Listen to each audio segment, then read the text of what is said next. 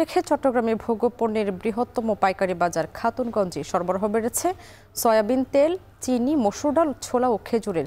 গত বছরের তুলনায় চলতি বছর একই সময়ে চিনি, ছোলা ও খেজুরের আমদানি 10 থেকে 30% বেড়েছে। বিস্তারিত জানাতে খাতুনগঞ্জ থেকে যুক্ত হচ্ছেন কাজী মাহফুজ।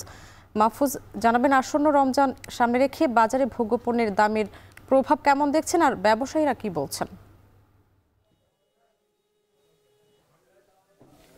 স্বামী, আপনি জানেন যে আগামী আড়াই মাস পরে পবিত্র রমজান।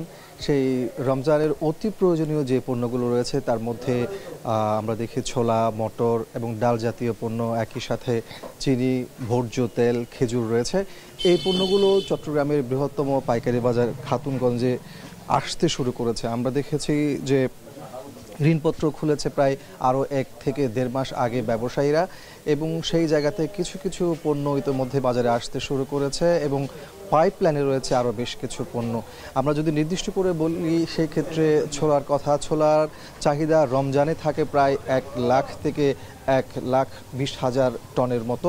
সেই ছোলা এবার কিন্তু তার চেয়ে বেশি এলসি অর্থাৎ ঋণপত্র খোলা হয়েছে বলছেন এখানকার আমদানিকারকরা, এবং দামের ক্ষেত্রে তারা বলছেন গত বছরের তুলনায় এবছর ছোলার দাম অনেকটাই কমে আসবে। বর্তমানে এই পণ্যটি খাতুনগঞ্জের বাজারে বিক্রি হচ্ছে কেজিতে 80 থেকে 85 টাকা পর্যন্ত। তবে সামনে যখন বেশি পরিমাণ সেই পণ্যটি বাজারে ঢুকবে সেক্ষেত্রে তারা বলছেন 70 থেকে 75 টাকায় চলে আসবে ছোলার দাম।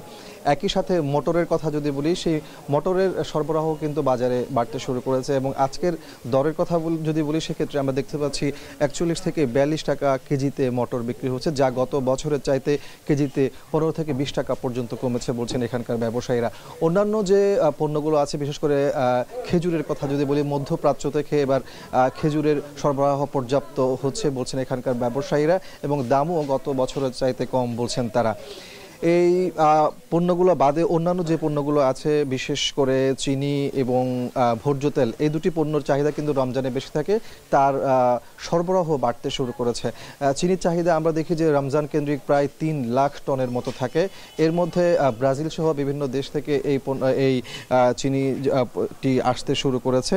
একই সাথে তারা বলছেন যে ভোজ্য তেলের চাহিদা যেহেতু ওই সময়ে বেশি থাকে, সেই অনুযায়ী কিন্তু আমরা দেখতে পাচ্ছি যে এই পণ্যটিও আসতে শুরু করেছে চট্টগ্রামের খাতুনগঞ্জের বাজার। তো সবকিছু মিলিয়ে বলা যায় যে রমজানকে কেন্দ্র করে যে 5-6টি পণ্য অতি প্রয়োজনীয় বলা হয়, সেই পণ্যগুলো কিন্তু ঋণপত্র খোলার পাশাপাশি বাজারে আসতে শুরু করেছে, এবং 10-15 দিনের মধ্যে যে পণ্যগুলো পাইপলাইনে রয়েছে সেগুলো কিন্তু চলে আসবে, এবং দাম কিন্তু গত বছরের চাইতে অনেকটাই কম হবে এমনটি বলছেন এখানকার ব্যবসায়ী এবং আমদানিকারকরা।